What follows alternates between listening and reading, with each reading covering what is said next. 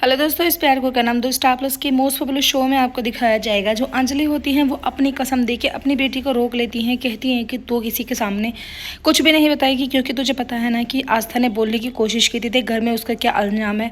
बंटवारे हो चुके हैं और श्लोक का और आस्था का रिश्ता बिल्कुल ख़राब होते हुए जा रहा है। इसलिए मैं नहीं चाहती कि तेरा और तेरे भाई का रिश्ता भी ऐसे ही ख़राब हो। जैसे तेरे सामने सच्चाई आई है वैसे ही एक दिन तेरे भाई के सामने भी सच्चाई आ जाएगी, फिर वो यकीन कर लेगा। उसके बाद ज्योति जो होती है वो अपनी आई से माफ़ी मांगती हैं। कहती हैं कि आई प्लीज़ मुझे माफ़ कर दे, मैं तुझे समझ नहीं पाई, क्योंकि हमेशा तुझसे ये सब काम तो बाबा ही कराते रहे हैं ना, तू तो सिर्फ एक उनके हाथ की कठपुतली थी।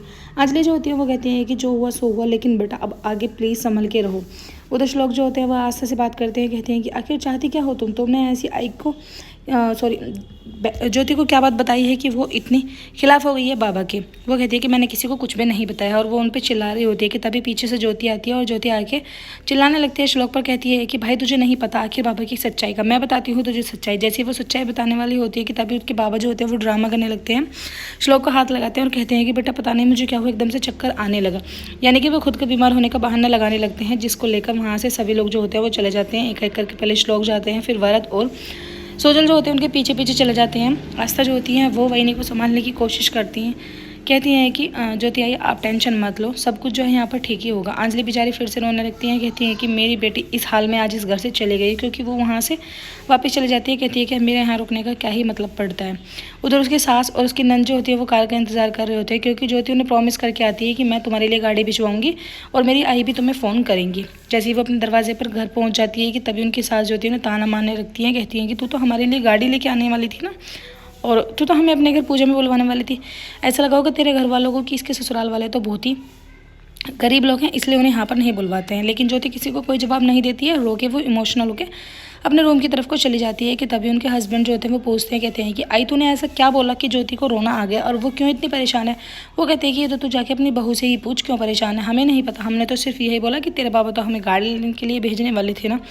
उधर ज्योति जो होती है वो अंजलि की सारी बातों को याद करती है कि अंजलि कैसे उससे कहती थी कि हमेशा लड़कियों को स्ट्रॉन्ग रहना चाहिए, और जैसे भी जो भी कुछ मारपीट है वो तुझे वहीं पर सहनी होगी, क्योंकि यही एक लड़की का कर्तव्य होता है, यही एक लड़की का धर्म होता है। वो सोचती है कि आई पर भी इससे भी ज़्यादा अत्याचार हुए हैं, मुझ पर तो इतने नहीं हुए, मैंने तो अपने खिलाफ आवाज़ उठा ली, लेकिन आई ने तो आज तक किसी के सामने कुछ भी बात नहीं कही है। सारे बाबा के दुख दर्द जो है वो अकेले ही सहती हुई आई है। कि तभी सिद्धार्थ अंदर आ जाते हैं। सिद्धार्थ उनसे पूछते हैं। कहते हैं कि क्या हुआ ज्योति, क्यों परेशान हो तुम जब से घर से आई हो।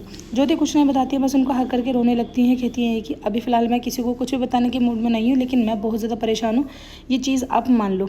अंजलि के आई बाबा जो होते हैं वो गणपति जी को माला पहनाते हैं और पूजा कर रहे होते हैं। कि तभी निरंजन वहाँ आ जाते हैं। निरंजन आके अपने मन ही मन में कहते हैं कि ये सबसे अच्छा मौका है श्लोक को इन लोगों की सच्चाई दिखाने का, अपना प्लान जो है वो मुझे कामयाब करना होगा। वो जाते हैं, पहले तो कहते हैं कि सास ससुर, फिर आई बाबा कह के उन्हें नमस्कार करते हैं और फिर उनकी बेइज्जती करने लगते हैं। कहते हैं कि अब देखना मैं तुम्हारी लड़की के साथ इतना अन्याय करूँगा कि कहते हैं ना कि घसीट घसीट कर मारूंगा उसको। इतना गुस्सा दिला देते हैं उन्हें कि जो निरंजन के ससुर होते हैं उनको बहुत तेज गुस्सा आ जाता है और वो उन पर थप्पड़ उठा लेते हैं। कि तभी पीछे से श्लोक आ जाते हैं। श्लोक जो होते हैं उस चाटे को रोक लेते हैं। कहते हैं कि खबरदार, तुम्हारी हिम्मत भी कैसे हुई मेरे बाबा पर हाथ उठाने की।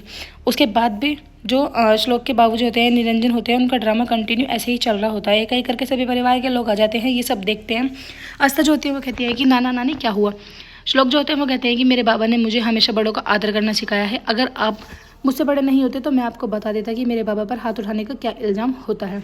अंजलि जो होती हैं वो कहती हैं कि आई बाबा मुझसे आपका ये अपमान नहीं सहा जाएगा, अब आप जो है यहाँ से चले जाओ। निरंजन जो होते हैं वो जानबूझ के घुटनों पर टिक कर हाथ जोड़ के माफ़ी मांगने लगते हैं। कहते हैं कि अगर मेरी कोई गलती है तो प्लीज़ मुझे माफ़ करो।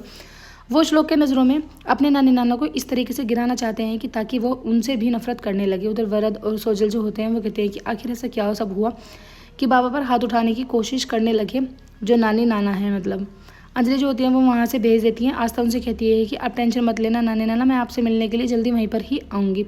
श्लोक जो होते हैं वो आस्था पर धमक पड़ते हैं। कहते हैं कि इतना सब कुछ होने के बाद भी उन्होंने इतनी बेइज्जती करी बाबा की, उसके बाद भी तुम उनसे मिलने के लिए वहाँ पर जाना चाहती हो। तुमने एक बार भी बाबा से नहीं पूछा कि आखिर वो ठीक तो है ना। वो उन्होंने ऐसी भी क्या मजबूरी आई कि हाथ उठाने की कोशिश करी। श्लोक जो होते हैं वो आस्था को कहते हैं कि आस्था तुम अपनी सारी लिमिट्स जो है वो क्रॉस करती जा रही हो, कोई ऐसी उम्मीद मत छोड़ना कि तुम मुझसे नज़रें मिलाकर भी बात ना कर सको। दोनों के बीच में जम के बहस हो रही होती है। आस्था वहाँ से गुस्से में चले जाती हैं। कहती हैं कि तुम तो हमेशा वही सोचते हो जो तुम्हें सोचना होता है। कि तभी वहाँ पंडित जी आ जाते हैं। पंडित जी जो होते हैं वो कहते हैं कि क्या विसर्जन की आप लोगों ने तैयारी करके रखी है।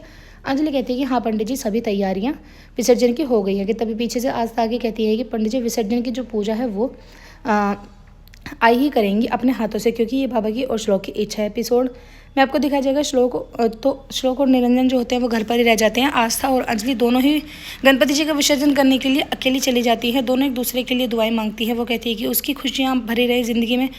वो कहती है कि मेरी सासूबाई हमेशा खुश रहें। लेकिन श्लोक जो होते हैं वो नहीं आते हैं। निरंजन कहते हैं कि एक से एक आगे की चाल चलता हूँ मैं, लेकिन वो नन्ही सी पिद्दी सी आस्था जो है मेरी सारी चालों को नाकाम कर देती है। एपिसोड कहने ऐसी होगी फ्रेंड्स आने वाले एपिसोड्स की।